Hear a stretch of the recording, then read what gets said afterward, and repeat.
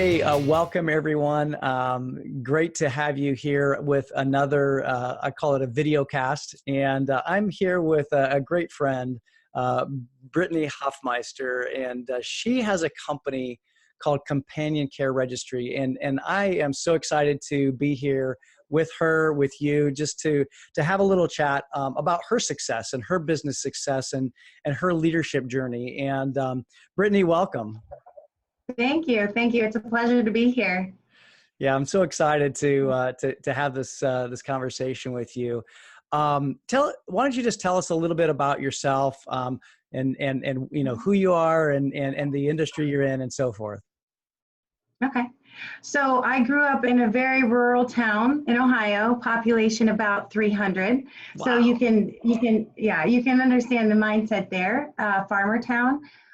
My parents are entrepreneurs there. My grandparents are entrepreneurs there. So needless to say, I've seen hard work at such a young age. I always developed, fake businesses, if you will, Sure. my entire life. And my mom also, she's multifaceted. She owned a tax firm where she does income taxes as an accountant, but she's also a teacher. And she taught business professionalism. So we picked up on that my entire life. And I think that that's been huge in molding who I've become. And my father is one of the best salesmen I've ever met in my life. Everybody says he could sell blind man glasses. So put the two together, you have the organization plus the sales. And needless to say, I had no idea that this was even intrinsically, planted in me. About 16 years old, I've always been a caring person, but at about 16 years old, I started working at an MRDD across the way, from my house. It's mentally handicapped facility for patients with developmental disabilities. Gotcha. So it's probably one of the most complex places to start your journey as a caregiver in this nursing field. But that's where I started. My parents said, hey, you want to be a nurse? Jump right in, let's go. And so I did. And what I learned was, the suffering that was taking place there, that, I had taken so many things for granted at age 16, mentally and physically, being able to jump in the car and drive to my job where it took hours just to get them ready in their wheelchairs. And they needed to be fed. They couldn't get things when they wanted them. They relied on another person. So that was my first job. And then I worked in every aspect of the hospital after I became a state tested nurse's aide. Which was at that time only about a 2 weeks training course. Okay. And then, I kind of jumped off of a cliff and I moved to Pittsburgh knowing nobody. So I just knew that there was something more for me. I knew that there was something out there where I could really be heard and lead people. And, kids, they watch what you do, not what you say. Mm-hmm. And I thought my parents were such a great example of that, regardless of what everyone's mindset was around them or the farmer town or employee mindset, they continued to work. And I looked at them and I thought, how in the world do they have a full day's worth of work? They go home and have another full day's worth of work and they're happy and, and abundant. And I just thought, wow, I can never do that. I said, how in the world do they do that? But then I grew into that. I moved over here. I managed an assisted living personal care home for memory support in Mount Lebanon. Okay. Which was awesome. It was really great. I learned a lot from a lot of different people. But that's where those things really started to come into play, that I was an employee, I had an employee mindset at that time. And my parents kept saying, you're always working so hard. Why don't you go into business for yourself? And, I don't know if I lacked the confidence at that time or I didn't feel as though I had enough perspective to do so. But I'd been training and I realized that the best education I ever could have received was watching them or watching the entrepreneurs around me. Like my grandparents, they owned a lumber mill, plus they owned several rental properties. And, just by going with my grandmother did this. What a great example of a female entrepreneur collecting the rent. Then we'd go, and she was also an interior designer, and we would go, refurbish everything, redecorate. And so I really saw the power of women in that, where they weren't afraid to get their hands dirty, get down, do the work. And then also they added their special touch of decorating. So, so I started getting a lot of questions for people in this area to ask me to be their private nurse. And I thought, people have the supplemental income to afford this, because where I come from, that's very few and far between. Okay. To have that supplemental income to pay privately. But I saw with, the issues with Medicaid in the past, few years, that people are electing to go concierge medicine, whether that's home care or, in their own private cases with their own primary care physician. Okay. So I did that. I dove right in, feet first with that one. And I became the first caregiver of my company. And I just built my team around myself. And here we are 7 years later with a 5-star rating. And we just recently franchised 2 locations in Ohio. Very excited about that too, because that's where I'm from. So now I'm able to bring jobs back to my family and friends that were so desperately needed. Wow, that's so cool. What do you think was the biggest like aha for you, that because you said earlier that you said to yourself, well, I couldn't do that. What made you think that you could do it then and actually take the leap? That's a great question. I think that knowledge is power. I know it's cliche, but I picked up a book called The 4 Agreements, and it's a very simple book. I think it's by Miguel. I can't remember his last name. It's a Toltec's Tale for Wisdom. And I remember just reading that. And I remember reading that title and knowing what I thought that book would be about. And then actually reading that book and realizing how simple and what it was about. And you can't possibly think that the answers are that simple, right? I think that's what we do in this life. We overcomplicate things and we can't think, oh, the answers are that simple. I could buy an $8 book and really change my life. Yeah. So I was working at Felician Sisters of America, it's for nuns, a convent in Coriopolis, Pennsylvania. And that's whenever I read that book and, things inside me started to change.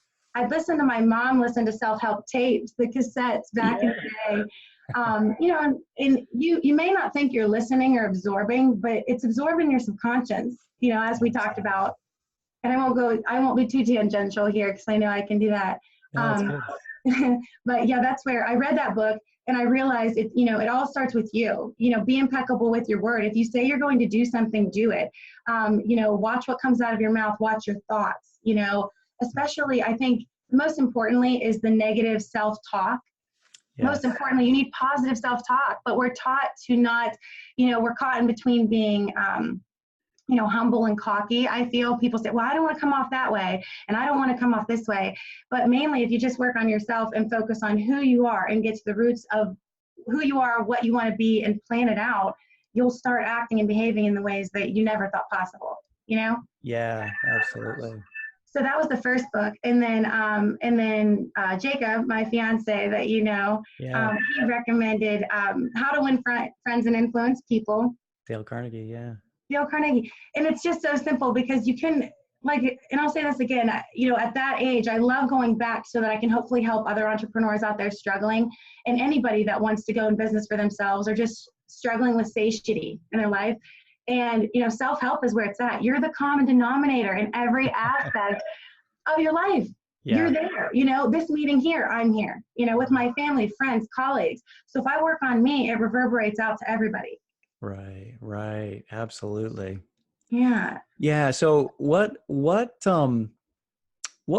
it, or what do you think is let me go a different direction here. I was thinking of a couple different things that came to my mind, but what has been you talk about self-development, and what do you think has been like your biggest challenge when it comes to self-development, and like how have you gone about it? One of my mentors, John Maxwell, talks about being intentional with our growth, and that it doesn't just happen, that you have to be intentional about it. So I'm curious to know, like, how have you been intentional with your personal development and your personal growth? How I've been intentional is planning. And I think that a lot of things happen to me by happenstance. I didn't realize the tools and tricks that I'd picked up from successful people along the way, because I've always seen people that had more options. And I said, okay, what are they doing better than what I'm doing, even at a young age? Mm-hmm. And I feel like the planner was the first initiation of organization and planning for me. As in elementary school, the planner, when the teacher would say something, I thought, okay, if I immediately go to my subject line, write this down, record it, I don't have to worry about it until I go later, at 8 o'clock or 9 o'clock when I'm doing my homework. Right. So I think that was the first step. And then now I have a written planner and of course my Google Calendar. And not meaning this in any derogatory way or to lessen faith, but my planner in my schedule is my God. Mm-hmm. And I made this association by, in moral philosophy in college, I really took to Aristotle in how he said to plan your leisure time. And that really clicked for me, because that means that if I'm planning out my day and I schedule in even leisure time, downtime, I don't know when to take a break. I'm empathic by nature. So if I say from 12 to 2, that's me time, self-reflection and meditation. And so basically the planner has been everything. And now I have one where it goes over my monthly goals, personal and work, prioritizes my goals. And even if you don't know what these business terms mean, or if that sounds like it's not fun, just do it. Do it for 7 days. And if it makes you feel better, continue. If it doesn't, quit. Sure. It will make you feel better, because when you put it down there, it's like you're giving it away. You're giving it away and it's there. So that's the first spot. And then now it's to the point where, in Google, to organize my team with my locations in Ohio and Pennsylvania, we put everything on the Google Calendar. If it's more than a month away, I always do a 1-week reminder on there, a 2-day reminder, a 1-day reminder, and then a 10 minutes prior to reminder. We need all the help we can get. So I think that's the way that, I make sure I plan well. But being intentional with it, that comes with the gratitude I have in my daily intentions for what I want to do and accomplish. And I think that comes with my goal setting at the beginning of the month. And then each day in my written planner, and why I say I use both is because the computer is great and the digital world is great for organization, but there's something about thinking it, speaking it, writing it, following it, it ingrains in your subconscious. I'm a firm believer. I've tried and tested and experimented with myself unbiasedly, because all the greats say to do this, right? Well, they wouldn't say to do this if it wasn't effective. Right. So I say, okay, let's do this. And then I focus on my intentions that day. And one great thing that I want to set forth that morning or accomplish in that day's work in that span. So that's how I really help keep myself on track. And everybody falls off. So the most important thing is I've recently done this where, it's summer, it's supposedly nicer out. In Pittsburgh, we've had this weather that's been crazy, isn't it? It is a little crazy this year. But what I really try to do is set my intention for the day, focus on at least one thing to make this company better. And then that always ricochets, and I'm constantly getting the ball rolling with one thing. And then it just, starts flooding in ideas just by starting with one spot, with one category. Mm-hmm. Then the ideas start running. It's almost like that trick for procrastination, do something for 5 minutes. And I guarantee you won't stop after 5 minutes. Right. Set your intention for one day if you're looking for the first step, or your 100th step in business, because it's never done. You're always on this cycle, and that's one thing I learned very young too, that it's not done. I can work out, I can have my fitness regimen on point, I can be consuming all the water I need, my nutritional wellness factors, everything good, and then in 6 months I could stop doing those things and I could feel lost. Right. So most importantly, I think you need to keep these things written, your intentions and what you want to accomplish, and you need to read those affirmations daily to remind you why. Or your why. Because if you don't, you can lose track. I last year had a really difficult year, and it was because I was running this business plus a business 3 times the size of this one. Okay. Yeah. And then some family things. And then I helped my dad start a car dealership from scratch again last year. So it was like, I never thought I could handle all that, but I assure anyone out there you can, and time will tell, and then you'll be better off for it. That's awesome. Talk about that just a minute, because that like piques my curiosity, because I oftentimes will hear business leaders say, gosh, I just don't have time for that. Or, I'm so busy that it's just, I can't possibly do one more thing. How do you see your capacity, and how do you expand your capacity so that you can do, run 3 businesses, or, run 2 businesses and start another, plus have time for your own personal development and growth? And I want to come back to that too here in just a second. But the capacity issue, I think, is a really big thing, because a lot of leaders, and many times senior leaders and emerging leaders, think that, oh my gosh, if I aspire to leadership, that means that I'm just going to be like running all the time and I'm going to be so busy. So talk to me a little bit about that. How have you seen your capacity and how have you expanded your capacity? That's a great question because, we always think we can't handle more than what we're given, I feel, in the mindset as we're learning. And the more I grow and learn, the more I realize as long as you schedule it and create time, you have the time. We all have the same amount of time. So if you look at, people like Mark Cuban or even yourself, that you're electing to do these things, you're scheduling it constructively. Right. So I think that if you don't have time for something, I never say that. That's a rule in our house that we never say I don't have time for it. We need to restructure the plan in the schedule. We need to look for holes in the planner, which is why the written planner works so well for me. I do both because you need to have both, but the written planner works for me because I can cross things out and prioritize and say, this needs to happen here. Or even like self-development, sometimes, if you're in a growth stage, that's the most important. Like we said, we're the most important common denominator in every situation. Yeah. So we need to create the time, even if that's a Saturday or a Sunday, or if the Sunday's, the start of your week, that's for you. And you have to realize how much this will expand your knowledge in your company and how much better you feel accomplishing these things. So I think that, you need to restructure your schedule and never reach a cap in capacity unless it's health related, which I've done. Mm-hmm. I've done, I've tested the limits with that. I was hospitalized once for exhaustion because, I was just, I had this mindset. It's my mindset. I'm also German, very robotic with those types of things. But I did push it to the limits, and now I've tested my limits like I do with everything, and I know where I'm at. So I think just structuring your time, structuring your plan, go to the drawing board again and say, where can I fit in a half an hour? That's another thing too, is where I thought, I used to work out for 2 hours a day and I loved it. I thought I needed it, with certain things I've elected to put in my schedule now, I have to draw that back. So the minimum I need a day is 20 to 30 minutes a day. And I think if you start one goal very small and start like that, then it's not as overwhelming. Yeah. Sure.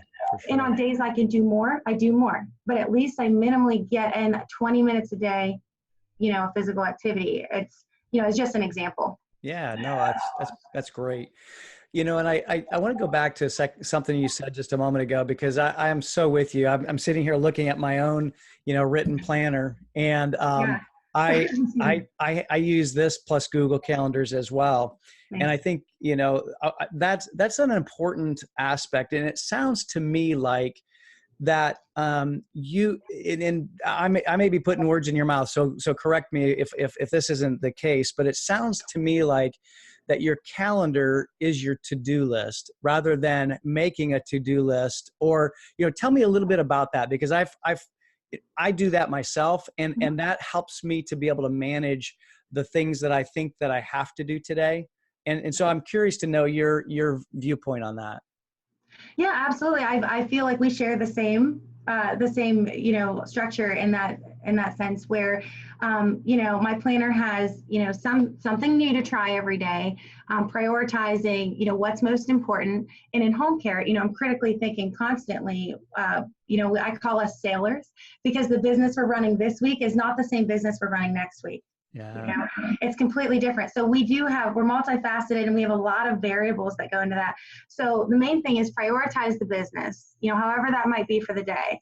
And then we need to make sure, obviously the affirmations and the why needs to be reminded. But, I think that it's important to know that that's your schedule, that's your God. It's not set in stone as far as that's concerned. If something changes or you need to make changes and prioritize, your health comes first. You need to do that. But I think that, structuring it and scheduling it already ingrains it in your mind. So that gives you that extra step or extra push motivation, planning it out and knowing what's to come. A lot of people, like consistency and they don't like change. So I feel like that's your sense of control over the situation. But you need not get distracted with those things and say, well, that was on my schedule and this changed, because you have to be very adaptive to change and prioritize. And don't be afraid to say, hey, I didn't get to this, circle it, move it to the next day. We can only do so much. And especially in a technologically advancing world where we're at the, even my phone here, I never was available like I'm available now. We all are, right? So, even if we take me time, we feel guilty if, mom or dad even text and say, oh, I don't feel like I have the energy today. So that's why it's so important, I think, to schedule that downtime in between. Say 12 to 1, shut off the phone, meditate, self-reflect, journal, whatever makes you feel good in that moment to really digress. Yeah. Take a few breaths, get back to it. I think that that's what we do, but we need to make sure that we follow what's on the planner, organize out your week, but then know that there can be changes, and whatever you don't get to today, it goes to tomorrow. If if you don't get to it that day, it goes to the next day. Whatever's meant for you will come your way. Love it. Love it. What, let me switch to just a second for your business and the people. Tell us a little bit about like the people that you have working for you, and how do you impart some of this knowledge, wisdom, and process with them? How do you develop them? Right. Well, first of all, I love my people. And I think that's very important, is that you need to love your employees. You need to love your clients. I truly care about the betterment of them in the long haul, each and every one of them. And not only my clients, even their family members. This is a very difficult time, especially I'm a dementia practitioner, and to watch the suffering that goes in, that's involved with this disease, as far as, you recognize mom and dad your whole life, they're one way, and then all of a sudden they're a completely different person. That's really hard to unlearn or undo. That's your mom or dad, and you're seeing a different person. So you need to remember that everybody on this planet is suffering or has their own problems in some way. Sure. So we need to try to be a positive light in their lives, obviously with healthy boundaries for yourself.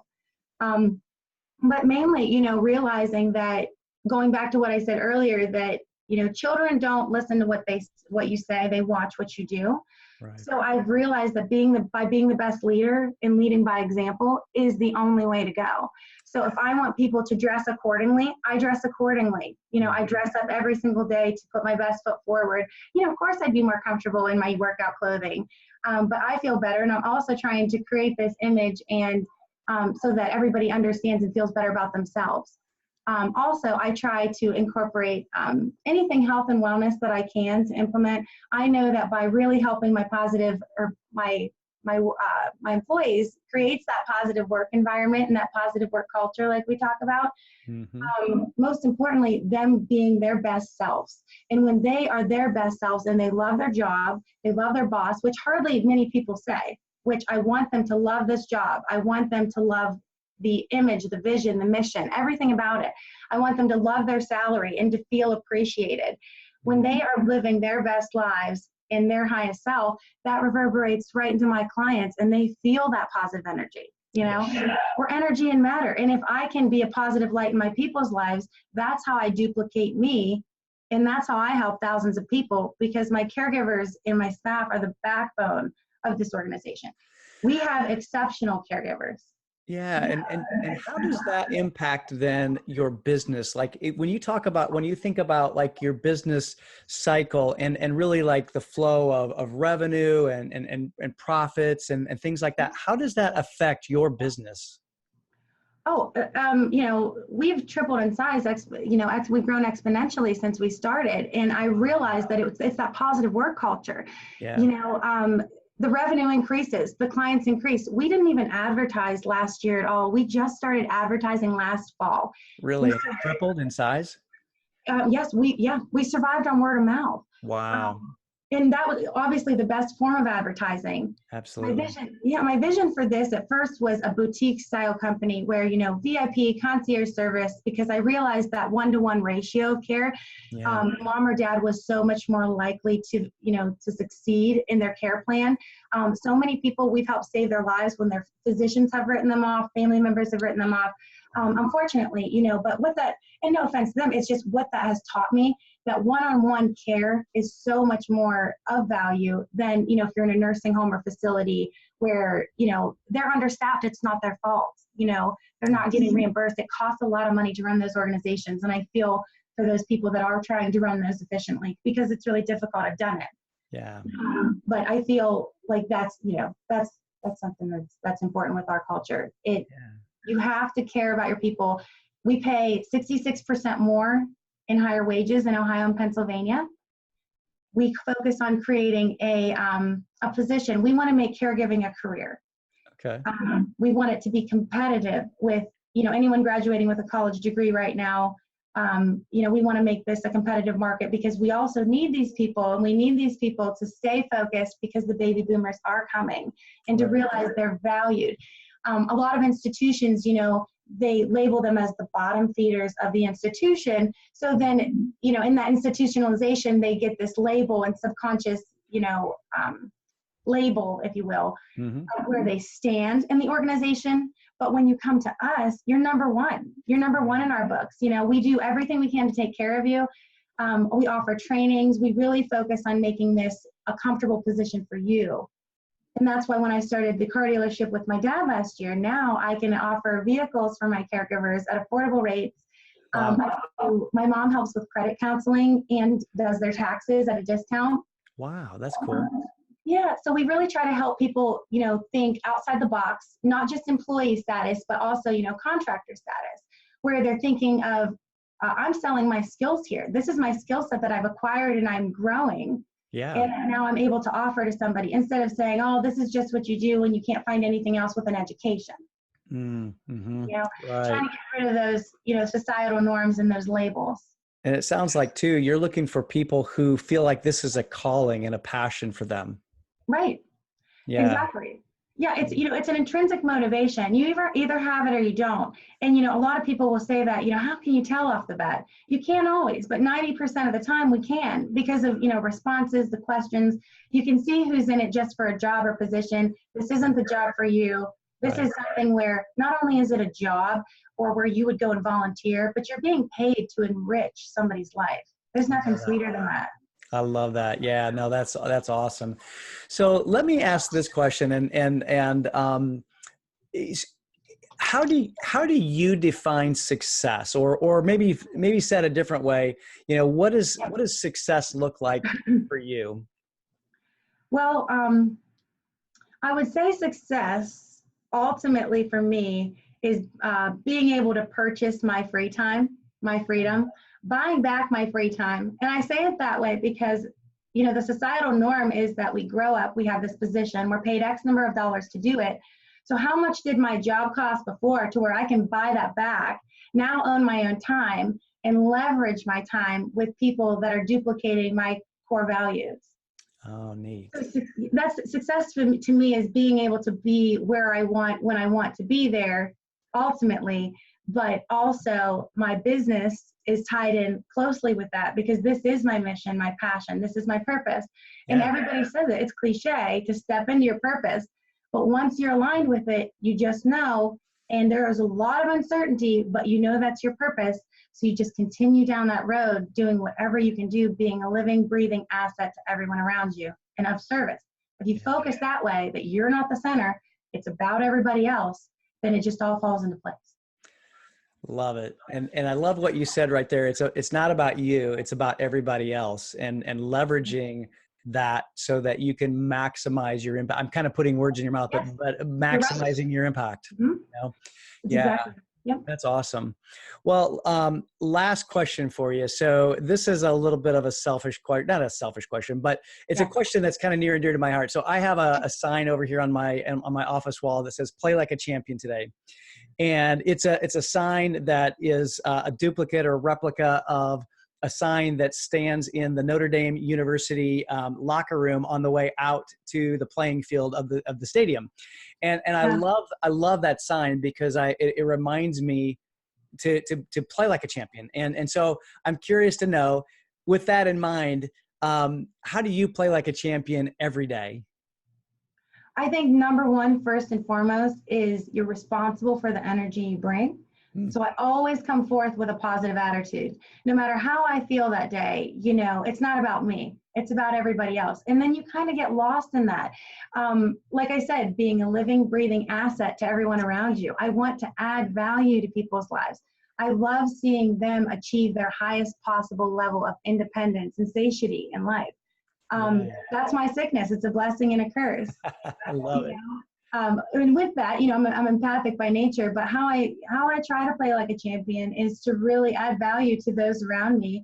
And, I always think of, and Jacob told me this, so I just want to give credit where credit's due.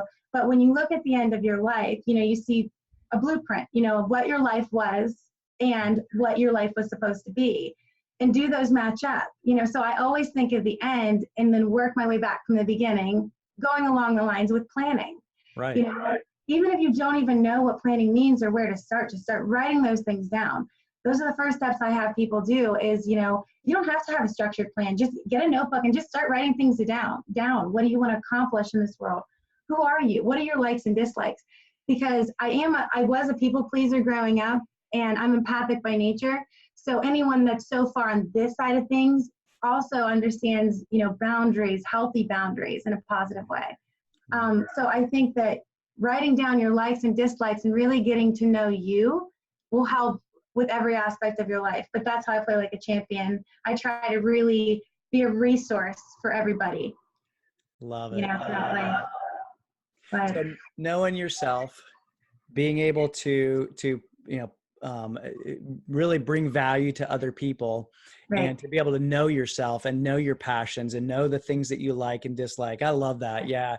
And to me, it sounds like too that, and I don't want to put words in your mouth, but it sounds too like being able to practice the habits of success and the habits of being empathetic and being playing like a champion and doing those things every day sounds to me like that's kind of your what you feel like is playing like a champion is practicing those habits. If I'm absolutely. Yep, you're spot on, because I always say if you're unsure of any direction in your life, start with physical fitness. Start with a plan, whether that's beginner, intermediate, or advanced.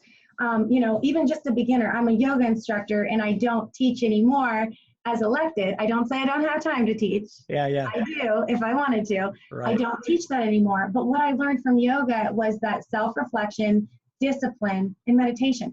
And a workout plan. Everybody can relate to that, no matter what stages that you've started in a workout plan. Even if you're 2 weeks in, you can't tell me that there wasn't one time where you thought there was no way that you were going to, reach that personal best, that personal record. Right. And then you did. And all it takes is getting a taste of that one time to realize I'm stronger than I thought I was. And that correlates directly to business. Physical fitness, if you have nowhere to start, if you don't even know, you have no idea, I don't feel like I have direction in my life. What's my purpose? Why am I here? Start with some sort of physical fitness that you enjoy. Start with a workout program. Make yourself follow it. Hey, if you didn't change at the end of it, stop. No big deal, right? No time wasted. You might just, like your, physical appearance a little bit better, see what happens, but you might not. That's up to you to decide.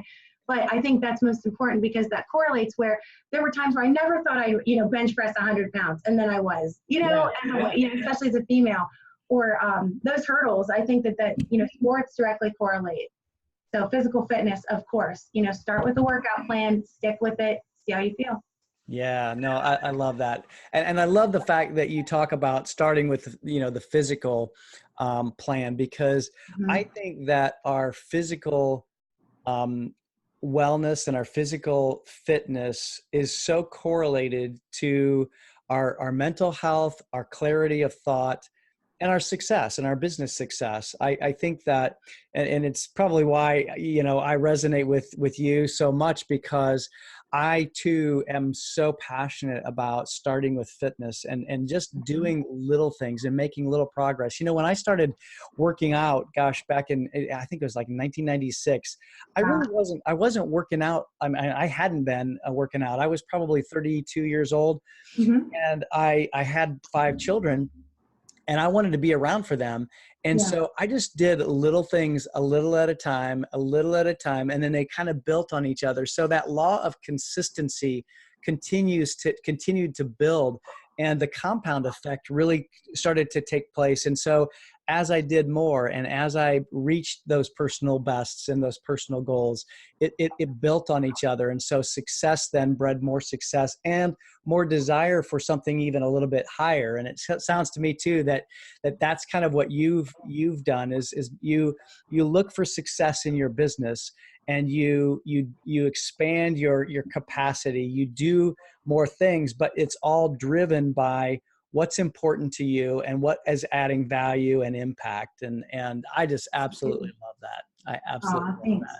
Yeah. Yeah, we're resonating. And I feel like, this is the science of the metaphysical that I study, and that too, we're vibrating at our highest capacity. We're vibrating on that same level. Yeah. And how you do that is, when you're first starting a workout plan and you haven't worked out before, every cell in your body is screaming to your brain, no, no, no, this is awful. Hey, it's going to be terrible.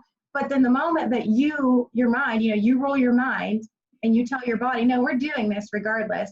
You do it, something changes in your cells, that memory, they recognize, hey, I felt a lot better when we did this. All right. Yeah. You start jumping on board, and I fell into one of those ruts in the fall with how much I was doing. And I never thought I'd be a person that would do that. So I love having now that perspective to be able to get people to crawl back out, to get back on the horse, to say, listen, never miss a Monday, start back up on Monday, don't focus on the past. That's a story you're telling yourself. Yeah. You're bringing up emotions, you're torturing yourself with that past. Right. We have the present and the future. And if you ever have anxiety or, I've suffered for that for a few months in the past, and I wasn't working out. I wasn't focused on my wellness and nutrition, eating properly. I wasn't getting enough water. I wasn't getting enough rest. And I thought, oh gosh, what do I have to do? I should go see a physician. I should go see this person. I should go see that person. And I stopped and I laughed. And I said, read your affirmations. You know exactly the tools for success. Just read them, do them. If it doesn't work, okay, it doesn't work. But every single time in my life, and I'm 31 years old, it's worked every time to help me get back on the horse and, reset my equilibrium. Love it. I love it. So thank you so much for all of that great insight, Brittany. I love that. And I love everything that you have shared today. I think there's a lot of great wisdom.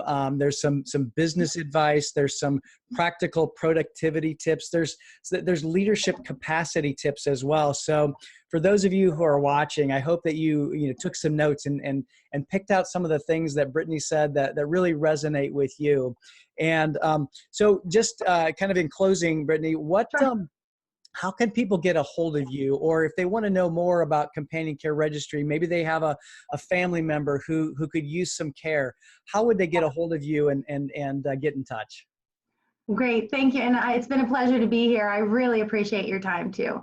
CompanionCareRegistry.com, or you can contact us at 412-376-7636, or you can email us at info@companioncareregistry.com.